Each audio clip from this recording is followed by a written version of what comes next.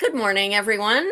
It is time for, it's Wednesday, and that means it's time for Elevenses with the reps at Diesel.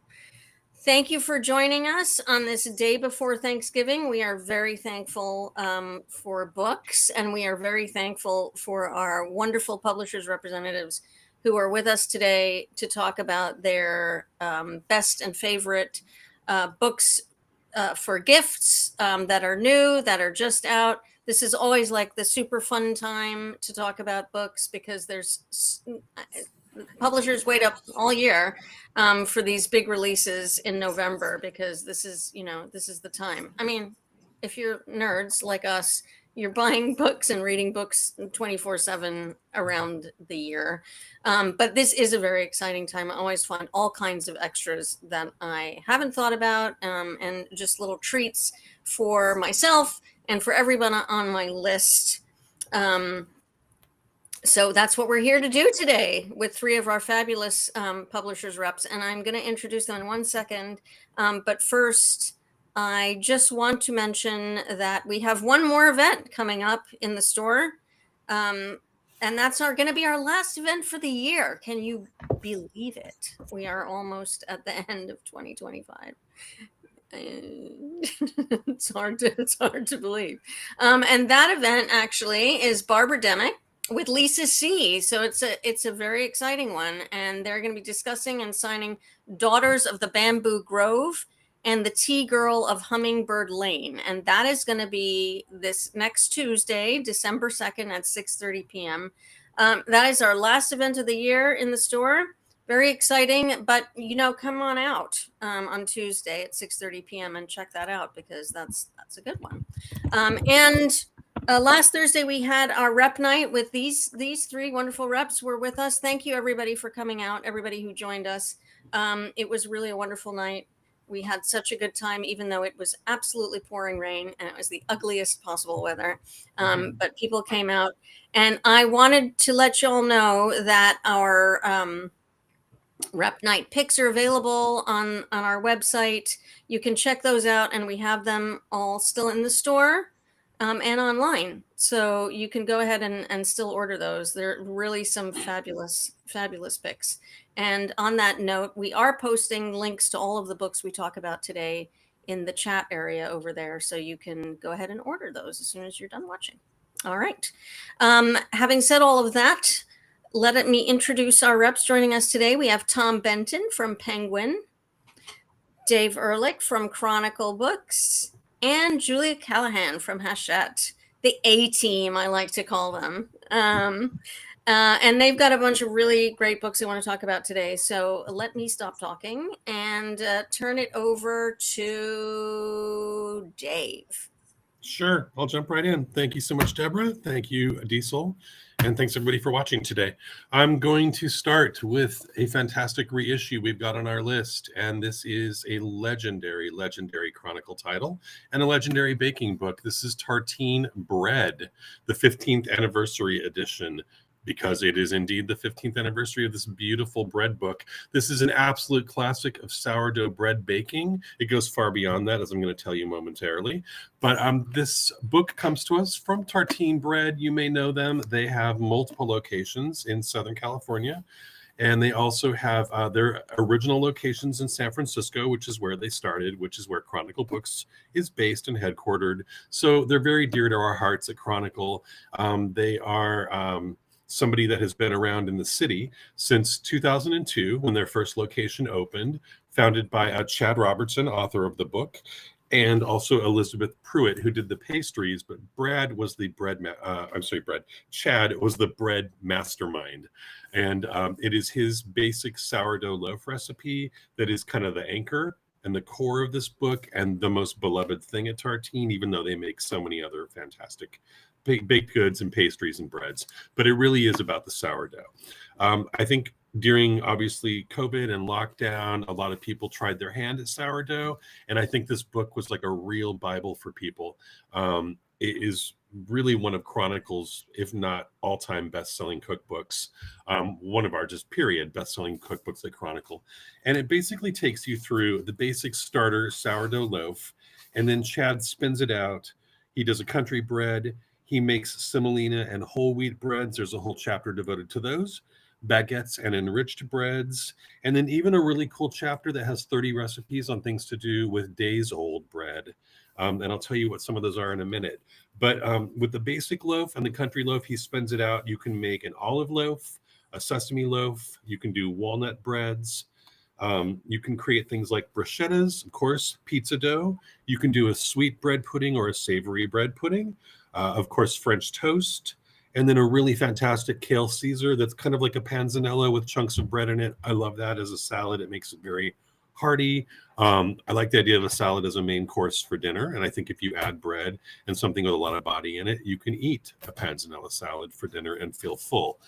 This is really cool. It has squishy cover. It's been a long time since we've done a squishy cover. At Chronicle, we like to reserve that for our baking books. We did like a whoopie pies book many years ago. Stuff like that. So I think for sweet goods and kind of baked puffy things, it makes sense. But it's a nice tactile feel. This is basically the same book that's been out all these years. It has now as a little crest, not a sticker, but it's printed on the book that says 15th anniversary. And amazingly, the influence of Tartine has spread around the globe. There are 6 locations of Tartine bakeries in South Korea, as it turns out. So if you have a Tartine near you, absolutely check them out. They always sell this book in their bakeries whenever I walk into one of their locations. There's a big, nice display. We have done other Tartine books at Chronicle, kind of spin-offs of this, but this is the classic. This is a $40 book. It's in stores now, and it is absolutely the perfect gift for a more advanced baker. I think they can tackle the basic country loaf and jump in. But like anything, playing guitar, painting, whatever, you have to keep practicing and you have to hone your craft. So this is not really a beginner's book. This is something for somebody that's willing to put the time, the effort, and the kind of focus into learning how to make the perfect bread. But it's all in here. Tartine Bread from Chad Robertson, out now. I love this book. And I look at that. Well used, well loved, the original edition. Nice, Tom. I've got mine. I have mine downstairs. Is Julia reaching for hers as well? No. Okay. I can't find it, but I have one on my shelf. Everybody's got it. I was gonna say, I mean, there you have it. All of us have a copy of this book. I've got the one with the squishy cover, which I really enjoy. It's a fantastic book. I am also team panzanella for dinner. Putting everything in a salad, it's great. There's nothing better than your own bread, honestly. I've gone back and forth with, having the starter and everything. It's like having a pet. You really have to, you really have to deal with it. Yeah, a little bit. But this is a great book, and I am a baker, so I'm not really qualified to say, but it's not total beginner, but I think if you're a little tentative, you can still do it, I think. I will say, this is the book that taught me how to make sourdough during lockdown. I can't remember, someone gave it to me or if I bought it myself, but if you just sit with it, even if I was not a bread maker, and if you just sit with it and read through it, it actually does give you very clear instructions for how to do it. It's just they aren't in-depth instructions. So so as long as you're willing to sort of take the time and sit with it, I do think it doesn't matter I had never made sourdough bread or really much bread before, and I learned from this book. And honestly, there's all kinds of things you can do with sourdough starter, or if you want to. And then there's also quick ones and stuff you don't have to. It's that people get very intimidated by making bread. It's not actually as hard as you have it. It does require some effort, but anyway. Thank you, Dave. Great start. Yeah. Now I want bread. Thank you very much. Always. Julia? Sure thing. Yeah. My first book, I did talk about it at Rep Night, but I want to go ahead and talk about it here because I'm such a big fan of it. It's called Beasts of the Sea by Lita Trippinen. And this is a translated book from Finnish it's translated from Finnish, and it was one of those books we won in a big bidding war, and all that fancy glamorous stuff that happens. But this book, I will say, I read it and I literally thought it was nonfiction. It reads like a David Gran book, or like an Eric Larson book, that nonfiction that sort of reads like a novel. And then I all of a sudden realized, like, oh, this is fiction. I didn't know.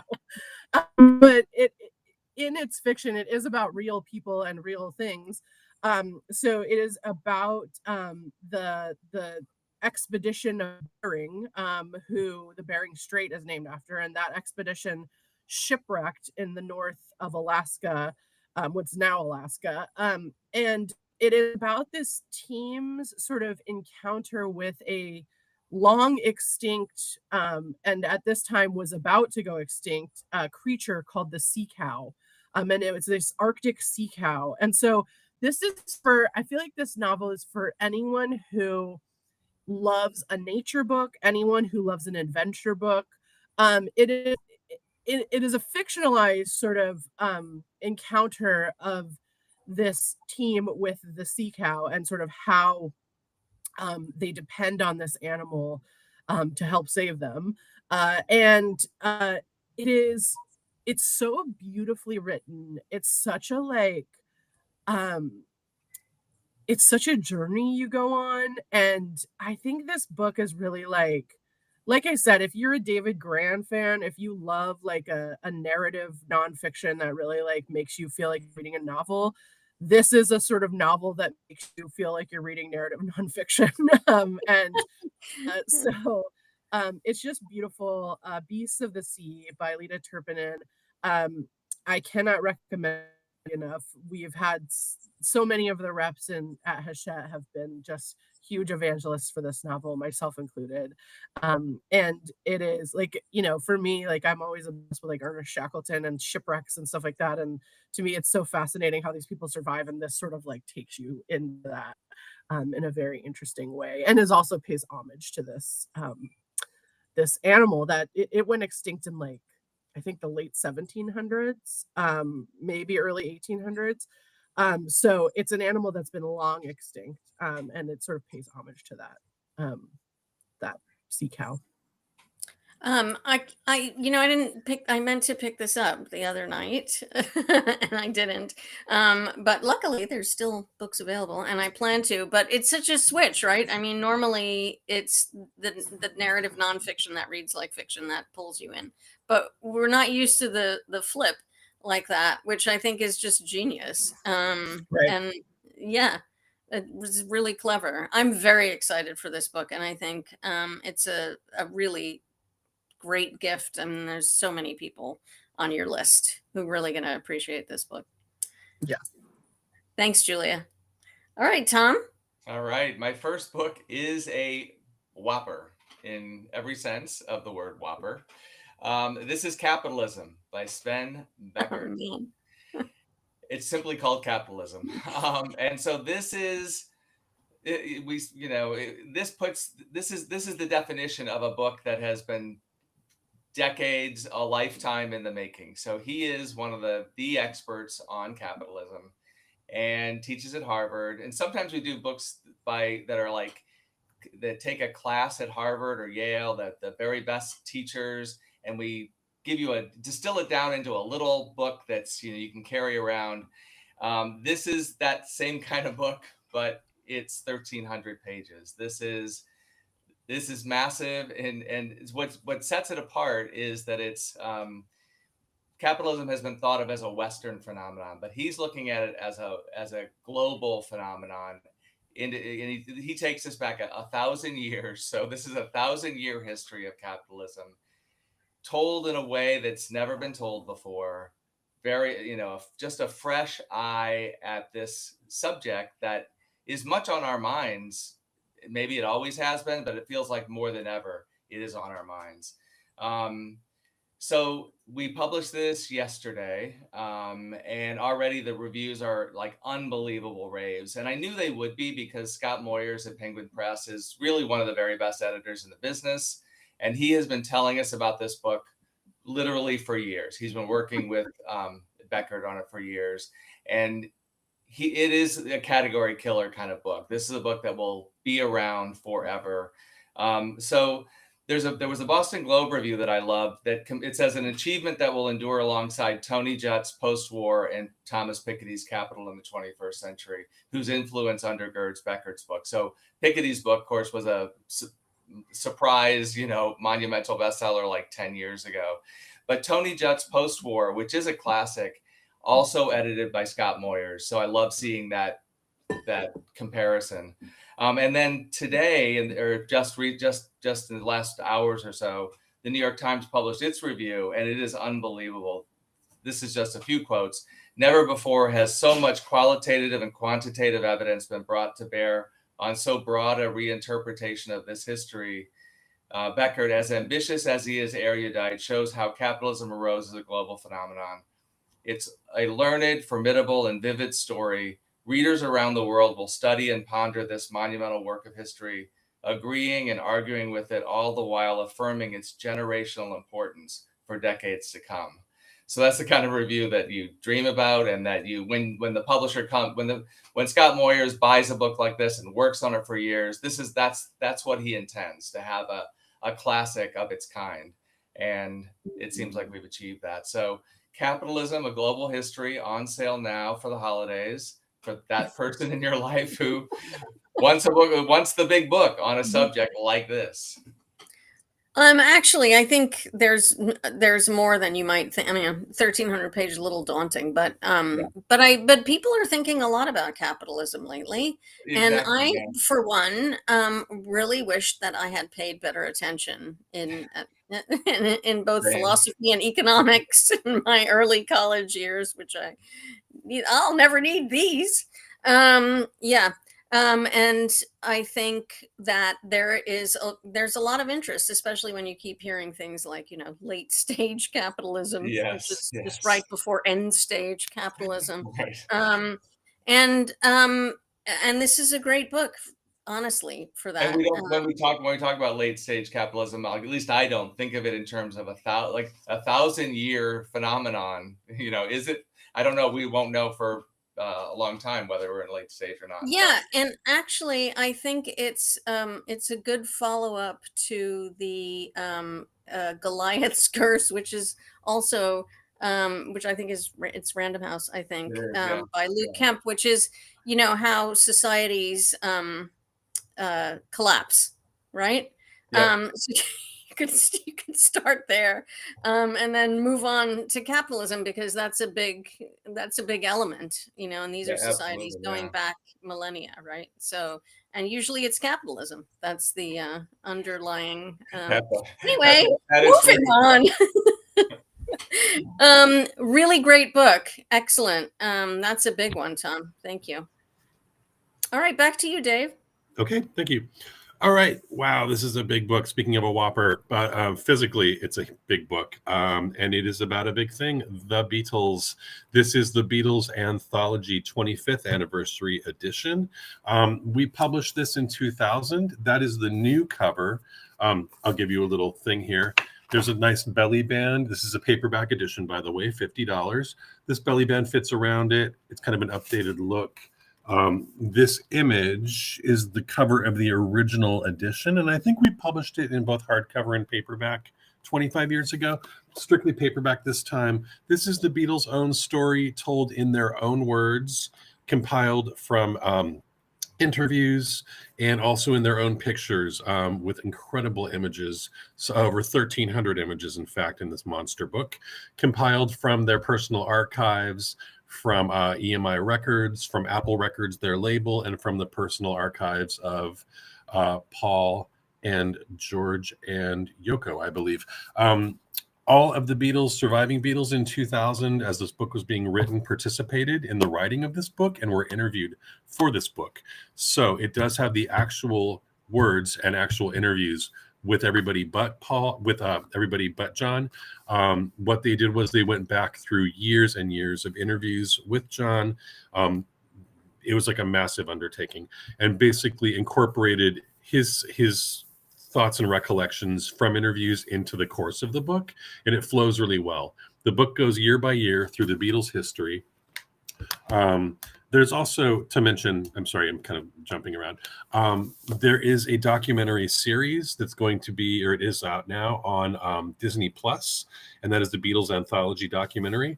That also, this book uses the full transcript of the original Beatles Anthology documentary and a lot of stuff that was edited out. So there's a lot of content in here in the interviews that's not in the documentary series that you have seen or will see this new version of. And a lot of exclusive kind of insight. It is just big and lavish and amazing. I didn't bookmark any specific spreads or pages. I just wanted to flip through and give you a look. But it's just like an unbelievable wealth of images, things like handwritten lyric sheets, memorabilia, remarkable backstage photographs, personal photographs, photographs of when they started in Liverpool. Just like it's the ultimate Beatles book, and it's the ultimate reference on the Beatles. It is just massive. $50. I think this feels, for the trim size and the weight, feels like a $75 book to me. It's a fantastic value.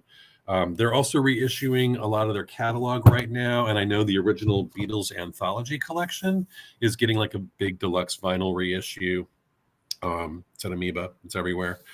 So all this stuff is happening this season to celebrate the Beatles and to celebrate this incredible book we did 25 years ago in a fabulous, lavish new edition. Fantastic music book for your Beatles-loving friends, anybody that loves pop culture history. This is the one for the season. I remember when the original was published, and it was so exciting, and I've kind of sort of forgotten about it until you mentioned it, or until I saw it that you now at a print, the original. Yeah, it's great. And then I think it's sort of such an intrinsic part of our history and our culture, and it's sort of baked in so much that I don't know that you think about it so much until things like this come up. Like we have reissues, and there was the amazing documentary, the 3-parter, what was it called? The Peter Jackson one? Yeah. Was it called Let It Be? Get Back. Thank you, Tom. Yeah. And then you watch something like that and you are just, wow, and it's really something. So, beautiful it's easy book. to take them for granted, and it's easy to be like, yeah, Beatles, whatever. But it's an unbelievably complicated story and an unbelievably rich story. Just really like over the, course of like a very concentrated block of time. So again, I like that this is chronological. It really goes in depth, and it's just like the ultimate kind of recollection of the Beatles' history. Have I told you guys about meeting George? I met George when I was a child. Oh, well, we'll save that story. Oh God. It was amazing. Yeah. Okay. All right, Julia.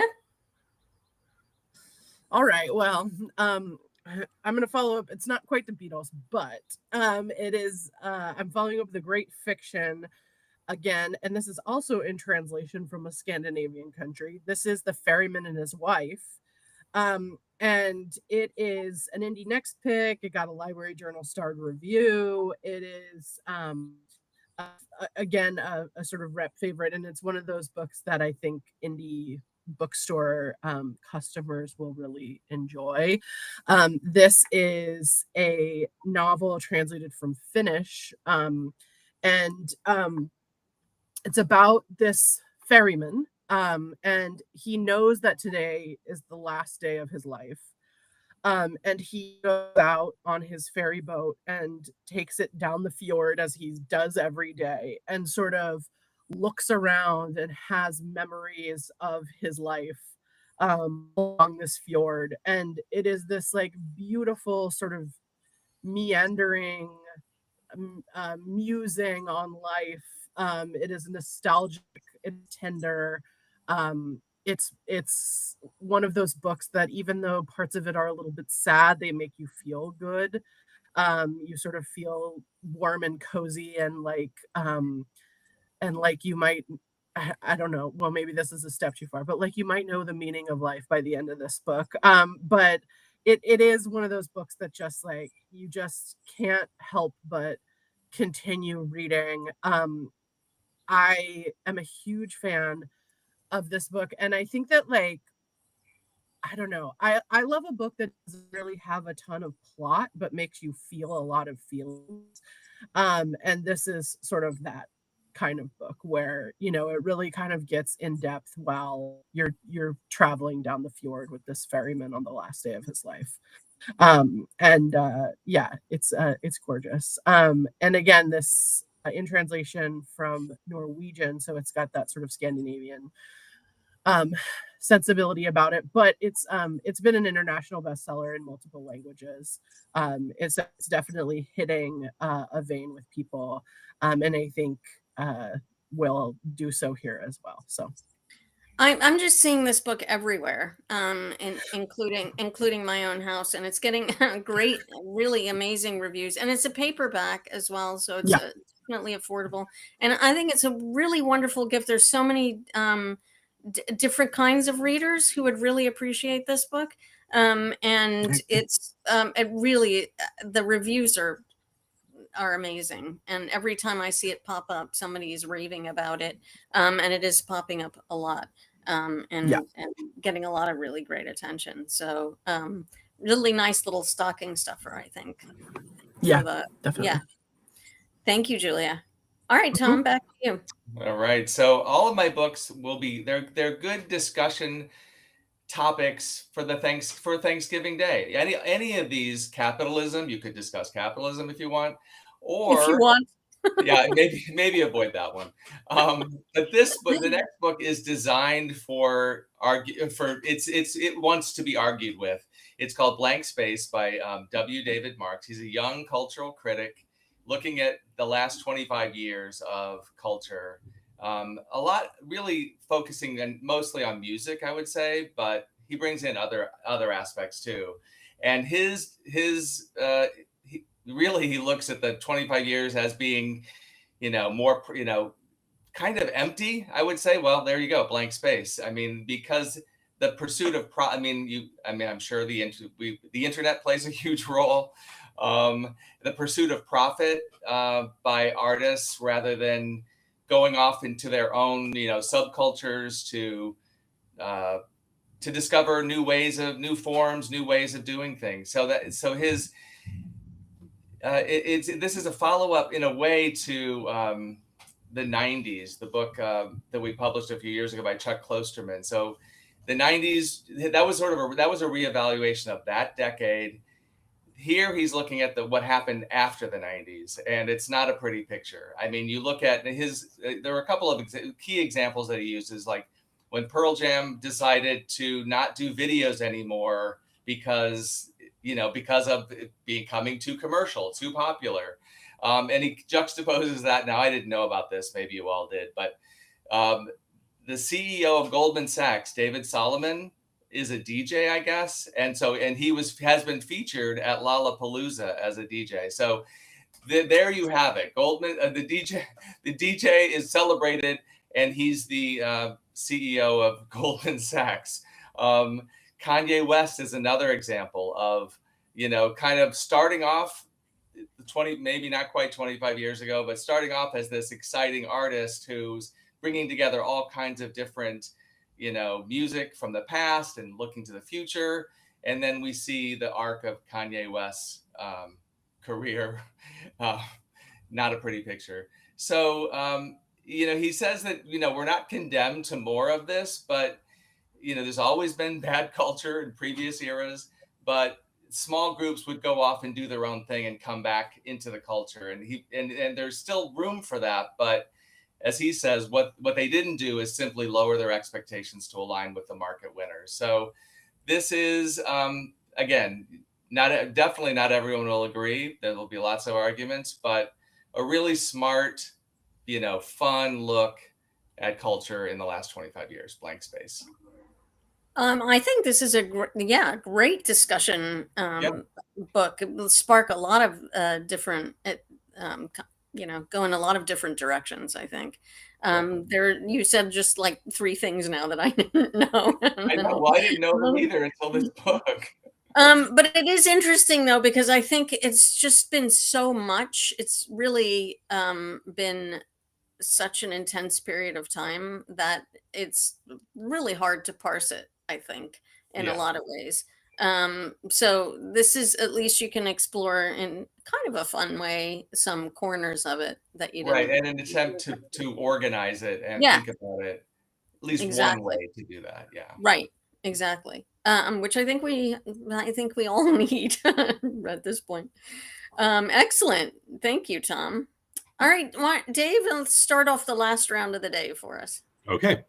I've got a fashion book this time to close us out with, which is something that we published through mostly Lawrence King, which is one of our distributed publishers, British-based, fantastic art, design, photo, fashion publisher. I don't usually talk about fashion books, but this one is dear to my heart because it is Gentlemen of Style. And these are fashionable older men, which I can identify with at this point. All of these men are over 50 years old. Let's hear it for the over 50s. And these are all fantastic style arbiters and kind of fashionable icons from music, from film, from there's athletes in here, there are politicians in here, there are writers, there are all sorts of fantastic older men, and they're very amazing individual style. This comes to us from Josh Sims. He has written for Esquire, Wallpaper, and the BBC. He's done a lot of books for Lawrence King in the past on style and fashion, including Icons of Style, Vintage Menswear, Street Style, etc. So he knows of what he speaks.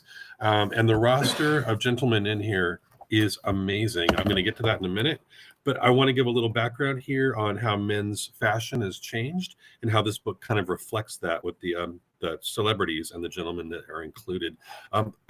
He talks in the introduction about how in the 50s, even into the 60s, men spending too much time on their appearance and worrying too much about what they were wearing was seen as some kind of affront to masculinity, which is ridiculous. And that began to change with the style of a lot of kind of 70s men. Look at somebody like Bowie, look at somebody like Brian Ferry, who's in this book. Both of them are in this book and featured, which is very cool. And then I think the introduction of men's fashion magazines from like the 80s into the 90s, it's okay for men to take a minute and create their own look, to kind of buck a trend and to find their own kind of individual style. And every one of these men in this book are absolutely an example of somebody that is totally their own look and their own person. I love this quote from Josh in the introduction. It's a truism and a blessing that as one ages, one becomes much less concerned with fitting in and much more at ease with being oneself and expressing that individuality. That expression through clothing might not always be to others' taste, but what matters is that this expression is theirs and theirs alone. They haven't given up on that opportunity to express themselves simply because they have passed a certain birthday.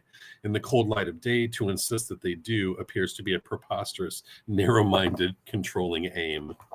So we've got folks like one of my favorite people in the world, Jarvis Cocker of Pulp, the fantastic British rock group. He's like this sartorial god.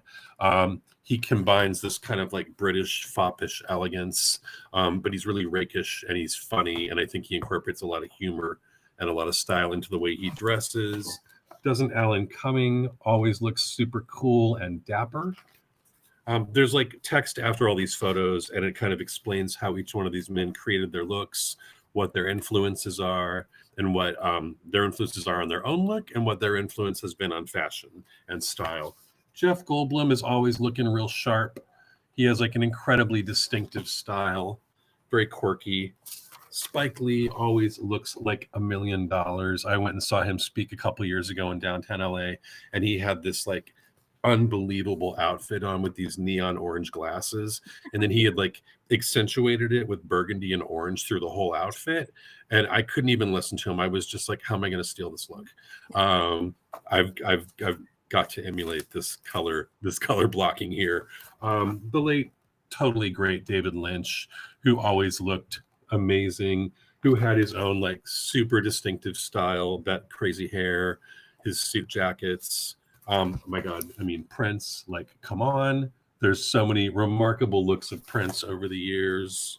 And then the late, great, also somebody we lost, Robert Redford. You know, I mean, you can look at him in the 70s and he has a really distinctive 70s style, but as he grew older, he just looked really refined and distinguished. The writing here is really crisp and very kind of engaging. Josh has a lot of wit in the way he sort of details these like amazing sartorial icons. And it's just a really cool book. I think it's inspiring to see a book of men over 50 and celebrating their kind of individual looks and their style. So really great book. Gentleman of Style, Josh Sims. This is a $40 hardcover and a beautiful Christmas gift. I'm gonna have to get one for Gabe. I didn't even know that this existed. This book. This is, you know, he considers himself a gentleman of style. He's gonna love this book. Absolutely. Sold, Dave. And speaking of style, I love your sweatshirt. Oh, thank you. This It's is very cool. old. I dug it Yeah, out. it's cool. for this. Thank you. Julia. All right. Well, my last book is for the film buffs out there. This is Roger Deakins' book, Reflections on Cinematography. I should say Sir Roger Deakins, because he is knighted, of course. And Roger Deakins, if you don't know him by name, is, in my estimation, definitely the best living cinematographer, probably the best cinematographer of all time. And this is his book on cinematography. So he has lit such movies as No Country for Old Men, which I think that's no. He won an Oscar for Blade Runner 2049 and for 1917. He has been nominated for 14 Oscars, including for The Shawshank Redemption, Fargo, Oh Brother, Where Art Thou, No Country for Old Men. He was nominated in 2007 for 2 movies, which were No Country for Old Men and The Assassination of Jesse James by the coward Robert Ford.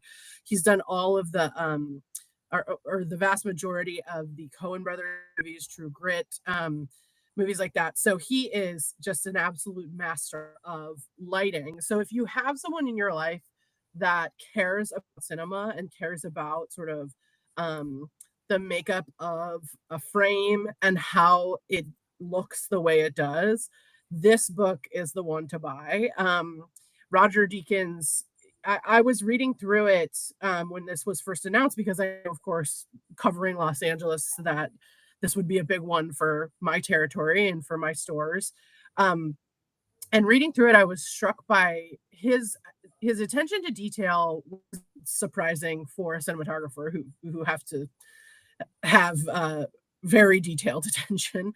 But just the way he communicates how he lights film, how he both thinks about the frame in film and then how he achieves that. I think sometimes myself, as someone who wishes I could draw but can't, I often think this is what I would like something to look like, and then I cannot for the life of me achieve that. And to read someone who thinks this is how I want it to look and then know exactly how to make it look like that and explains that to you, I think is like really unique and sort of a treasure trove for anyone, whether or not you're in film school, whether you just care about this stuff, think it's interesting how the practical part of this art works. I think this is a phenomenal book, Reflections on Cinematography by Roger Deakins, and it is already out. So it's a great holiday gift for the film buff in your life or for yourself. I don't know why Roger Deakins hasn't actually won more Oscars. And I think, everybody, I know it's a big category, cinematography and everything, but I don't know that people have a full appreciation. That's the magic, right? The editing and cinematography, that is where the movie magic really happens. Framing, lighting.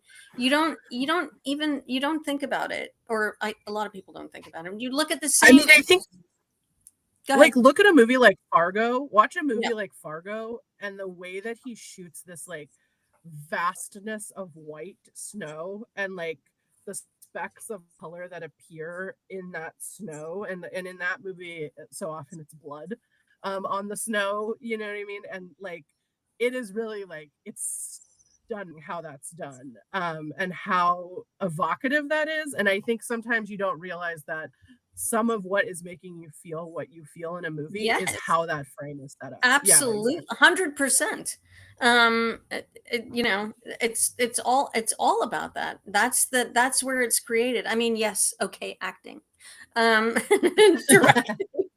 Important. No, I'm not diminishing those, but honestly, that's what you see. You know, it's sort of, I don't know, and that same concept translates to everything. I think when you look at a dish that you're about to eat, Thanksgiving's tomorrow, so it's front of mind here. But if you look at it, you know, they say you eat with your eyes first. I mean, if you look at it and it looks absolutely gorgeous, I mean, you're intoxicated. You know, you're predisposed Mhm. to liking that food. And when you see something, the way it's framed and lit and shot, completely changes. It creates how you feel about it. And when you have somebody of this caliber, it really is. When you go back and look, fantastic book. I think not, you know, movie buffs, yes, but I think there's lots of people who would really, really enjoy this book. Fantastic. Definitely. Thank you, Julia. Mhm. Tom, let's bring it on home. Okay, so after you've talked about capitalism, you've discussed the emptiness of the culture of the last 25 years. The really important topic is left, the one big one that you haven't discussed that is always at the Thanksgiving table, and that is, who is the greatest of all time in basketball or football? But in this, I'm talking about basketball. Who is the greatest of all time? That is the most important subject. And so in Masters of the Game, we have two important, well, Phil Jackson, greatest coach of all time. I think we can all agree, hopefully, that he is the GOAT. And best-selling author of 11 Rings. That's because he has 11 rings. And then Sam Smith, who wrote the Jordan Rules back in the day. So these two guys, Sam Smith and Phil Jackson, bonded during the Bulls years when Sam Smith was a beat reporter for the Chicago Tribune covering Michael Jordan and the Bulls. And he wrote the book, The Jordan Rules. And he would sit with Phil Jackson and just talk basketball in the office so long that it was such a big part of their lives that they would have to come, that players and, you know, and the staff would have to pull them out to come to the games because these two are still talking basketball. So all these years later, they've been talking basketball all this time. And they finally put it into a book. So this is that, you know, the conversation that is always going on about who is the greatest of all time, and, you know, this player over that player. And so you're overhearing this conversation between two really smart basketball minds. It's high grade analysis, it's high grade gossip. It's Phil Jackson is not afraid, never has been afraid to tell you what he thinks about certain players or teams. Just really fun. So they're all here: Jordan, Kobe, Shaq, Magic, Bill Russell, Wilt, Jerry West, Bird, LeBron. It goes on and on. Bill Walton. But there are many forgotten players that are here too that Jackson thinks are important. So what a great, fantastic, amazing gift for the sports fan in your life. It's been out a couple of weeks, and just the perfect gift for that person in your life. Masters of the Game. Yeah, Phil, it was so excited. I didn't think we were going to get another book from Phil Jackson, so I'm really happy we have one. This is the book every year where someone comes in, and I'm going to, you know, I have spending Christmas at my fiance. I don't know what to get his dad, and I don't. Yeah, exactly. Or we've got everything, and I don't know. He's a fan, she's a fan, whatever. This is that book where, you know, Totally. you're a sports fan that you need to buy a book for. And Gabe's, I'm sorry, going to have to buy this one for himself because I already have like 3 books I'm buying for him earlier. But I don't know if he knows about this, but he's definitely the person on my list who, you know, every time there's a new great basketball book, it's, you know, he's first up. So this one sounds particularly great. That's going to be the go-to, I think. The ace in the hole gift for somebody you're not sure. This is it. So perfect. Especially in Los Angeles, where Phil Jackson, you know, Yeah. won many of those rings. Absolutely. Some fantastic books today. Again, the list has gotten longer. Once more, really appreciate you all bringing it every week like this. These are great to consider going into the big last push there for the holidays. If you haven't done your shopping already, right? Who has? But these are all fantastic ideas. I think something for everybody actually today, and I really appreciate it. And thank you so much for joining us, Tom Benton from Penguin, Dave Ehrlich from Chronicle Books, Julia Callahan from Hachette. And thank you, Joey, who's behind the scenes there, busy producing and posting links and everything. We haven't seen Joey for a while. We're going to have to bring him in front of camera soon. Yeah. We really wish all of you a very wonderful and happy, safe, and chill Thanksgiving. Couple days off for everybody. We will be back again though next week when it's on. It'll be December and it's really on, and we'll have some fantastic reps, some fantastic picks. We've got a lot coming up actually in the next few weeks as we head into the holidays. So please come back and join us then. In the meantime, thank you everybody once more. And have a wonderful holiday, and we will see you next week. Thanks, everyone.